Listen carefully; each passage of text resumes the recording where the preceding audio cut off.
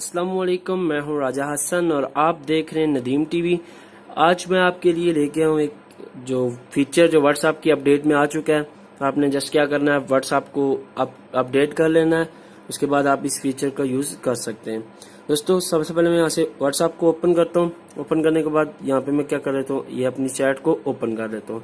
पहले आप क्या कर सकते थे, पहले आप करते थे कि जैसे आप किसी को वॉइस सेंड करना होता तो आप क्या करना पड़ता था कि यहाँ पे आपको इस वॉइस के बटन पर क्लिक करना पड़ता था। उसके बाद क्या, आपने जितनी रिकॉर्डिंग करनी होती है आप रिकॉर्डिंग कर सकते थे। इसमें आपको ये प्रॉब्लम बनती थी कि आप बड़ी रिकॉर्डिंग करने के लिए आपको क्या करना पड़ता था, हाथ उस पर रखना पड़ता था। जब तक आप अपनी रिकॉर्डिंग पूरी ना करें तब तक आप उसे छोड़ नहीं दे सकते।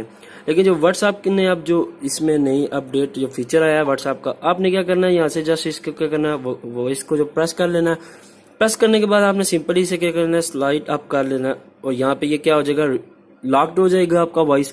और ये आप देख सकते हैं अब ये लॉक्ड हो चुका है, लेकिन रिकॉर्डिंग चल रही है। आप जितना चाहें बड़ा मैसेज कर सकते हैं, अब आपको कोई प्रॉब्लम नहीं इसमें बनेगी।